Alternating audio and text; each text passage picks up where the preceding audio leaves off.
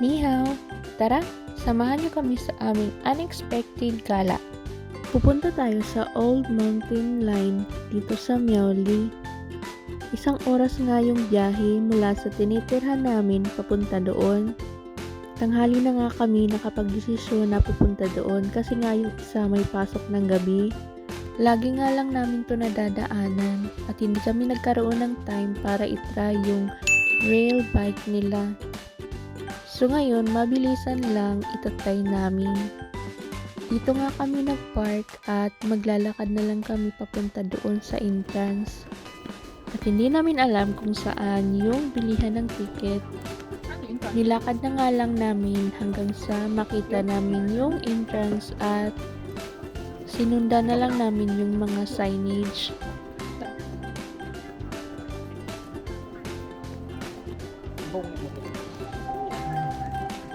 Lalakad tayo?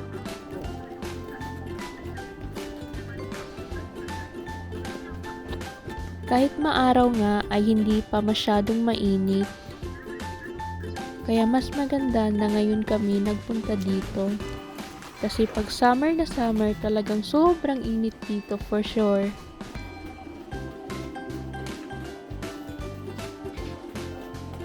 Saan tayo sa Old Mountain? Charles.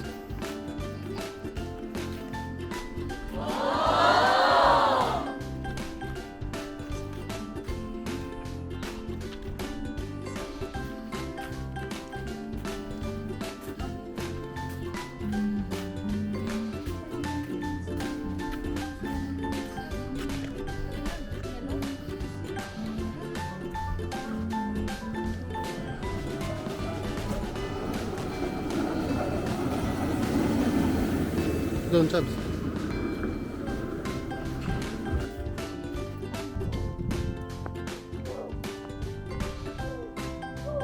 And this time, nalilito pa rin kami kung saan yung bilihan ng ticket.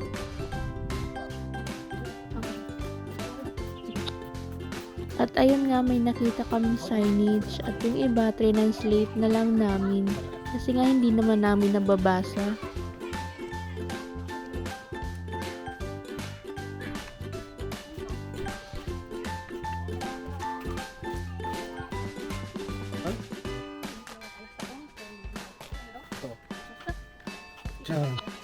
Naglakad nga lang kami niya ng mga 15 days. Oo, 15 days. Ito lang pala. Di joke lang. Mga 3 to 5 minutes lang naman.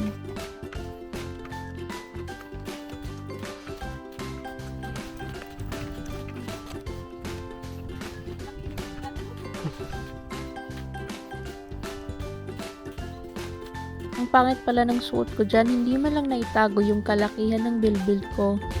Ay naku, hayaan mo na nga, wala na tayong magagawa dyan. At sa wakas, nakita na namin yung ticket counter. As always, nasa likod lang tayo kasi baka may itanong sila at hindi natin maintindihan. Tamang tago lang tayo sa likod. Baka puro lang ako, how dyan, how. Yung ticket pala is 220 NT kada isang tao. At meron ding 275 kada isang tao. At may oras din pala kada ruta. Yung ruta namin is 220 at meron lang kami 2 station yata yun. Sayang nga hindi namin mapupuntahan yung bridge. Yang may check na red, yan yung oras namin at yan yung ruta lang na madadaanan namin. Hindi kasi namin alam na may oras pala yung ruta dito. Yung mga dadaanan lang namin ay yung tunnel at saka at hihinto kami doon sa Old Street. Tapos babalik na dito.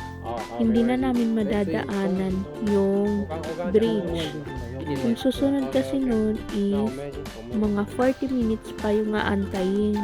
Next time na lang namin yung babalikan. At sa ngayon, ito na muna. 可以问问这个意思吗？后面如果有来2个，我跟你们一起。好，看你们的运气了。好，现在不行。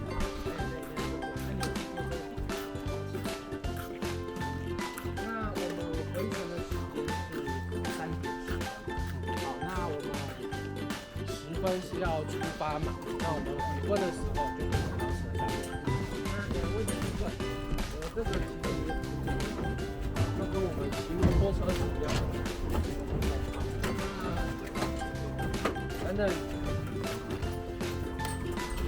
小哥，你的部分的话，我们就不要使用手机跟照相机，专心驾驶就可以了哈。那安全带在椅子的外侧哈。那车票可以收起来了，回来会看票哦，哈，回来会看票。那我们驾驶啊，就不要使用手机跟照相机，我们就专心驾驶就可以了。好，那到站要记得双手一起按刹车，好，然后跟前面的那个，对，要一起它会比较好一点。不用单边会刹不住，所以我建议是双手一起哈。那要跟前面的那个距离啊，保持好差不多3台车，好，不要跟太近哈。不用这个。对，不然你跟太近就会这样，好，会撞车哈。如果有了吧？好，那我们在骑的过程中啊，我们不能中途停下来哦，没办法，因为你一停下来的话，你后面的人会塞车这样子哈。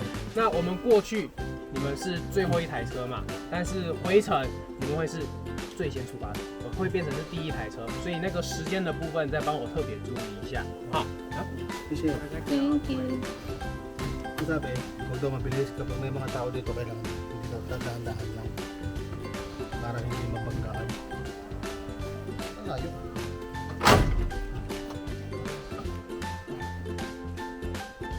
Ano to?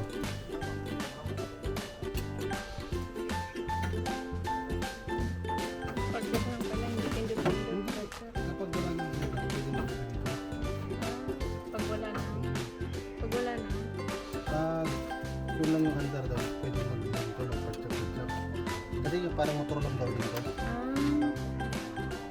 Tapos mag-try mo pa kailangan dalawa na isa. Hindi na nga kailangan magpa-jack kasi may motor na ito. Kaya hindi na mahihirapan pa. Di ba ang galing? Pero pag once down na hindi gumana yung motor, kailangan daw magpa-jack. Inaantay na nga namin dito na matapos yung iba na pauwi. At saka kami pupunta naman doon.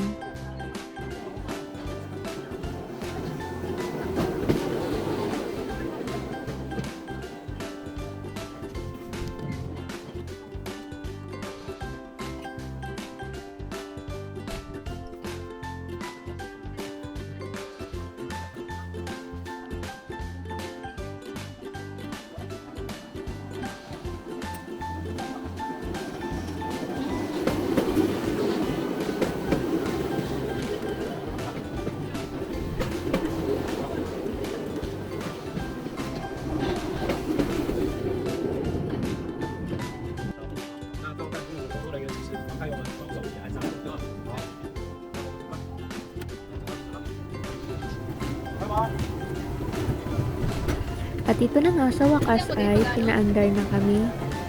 Kami nga yung pang last at yung sumunod sa amin ay yung staff niya. Hindi naman talaga kailangan ipadyak. Masyado lang akong OA. Gusto ko kasing mahirapan. Ganun. Tapos pag nahirapan, magre-reklamo. Ay nako.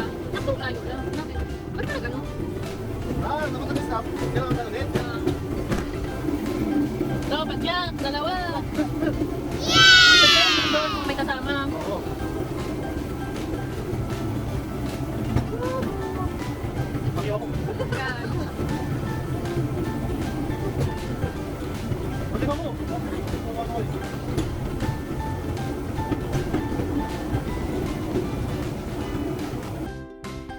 Nakaka-relax pala sumakay dito.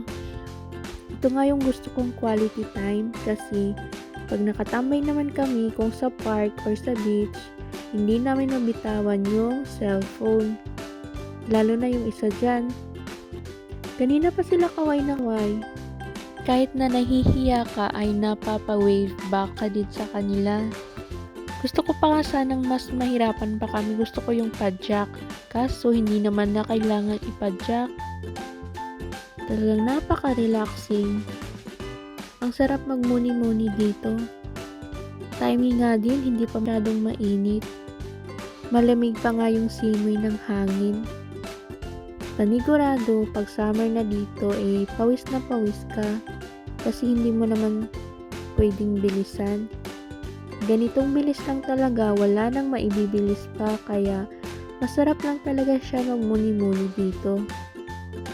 Ang galing no, kung sa atin to, binaklas na to at binentay na yung mga release. Dito nga ay ginagawa nilang tourist spot para mapagkakitaan din. Sayang din naman kasi ang ganda.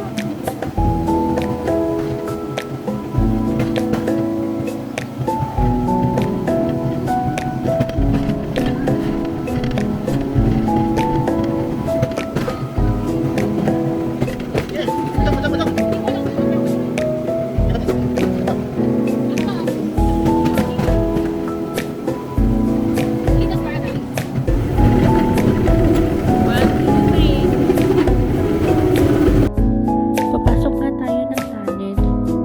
Nakakatakot nga kasi medyo maliit at madilim sa umpisa. Pero pagdating mo ng gitna ay may mga ilaw-ilaw din naman.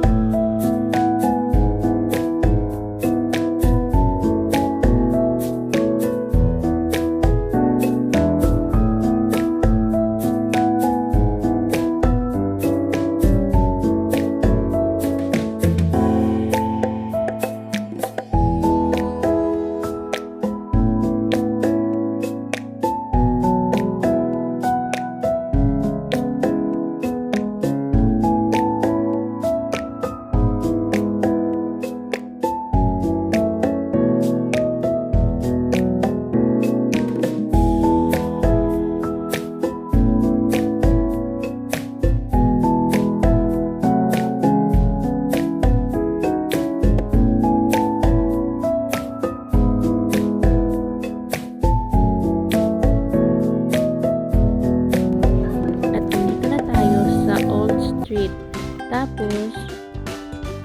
Andito na tayo sa Old Street. Ihinto tayo dito ng 30 minutes bago bumalik. At kumain lang muna kami ng mabilisan. At nag-ikot-ikot na din.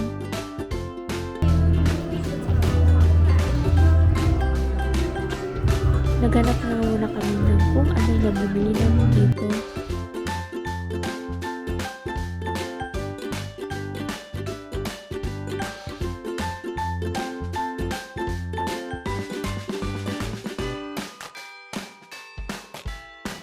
Nakakita nga ako ng donut, kaya yun yung pinabili ko. Isa lang. Mag-try ka ng dalawa.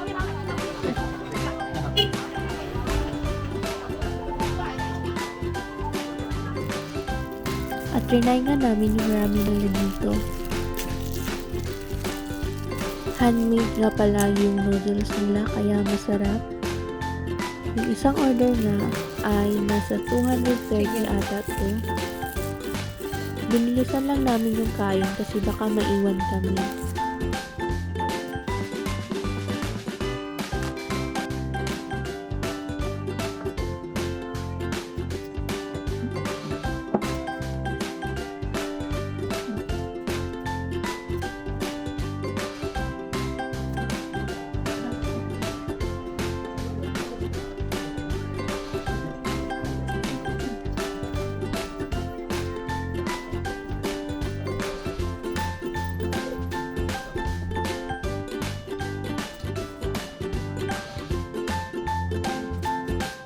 Garlic. Yung favorite mo? Chopped garlic. Yung favorite, napakuli. Ala, balimbing. Balimbing mo, balimbing juice.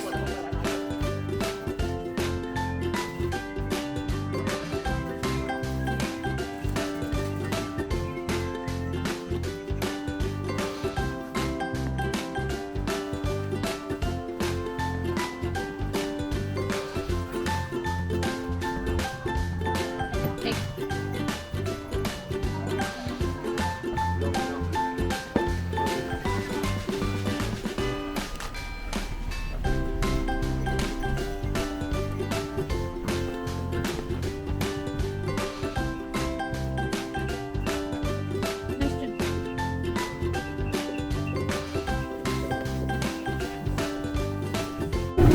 At ito, tapos na, pauwi na kami. Kung sa Pinas to, ubos na itong reles. Ayo, ibibenta. Ibibenta nila.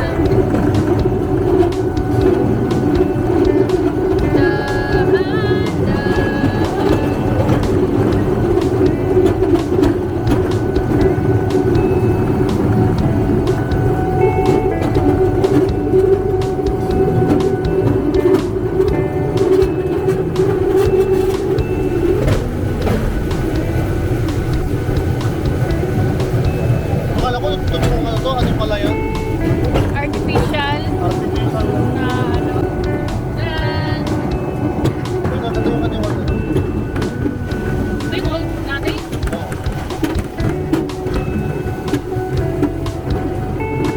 So, we are now back in the place where I belong. Ano daw? Break.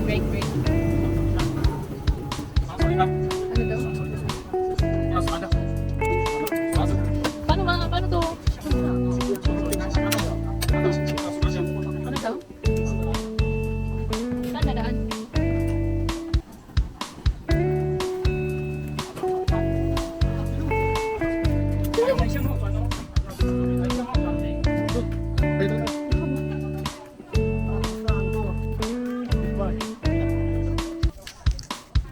Tapos ng tour. At lubat ka na rin. Masabi mo sa tour.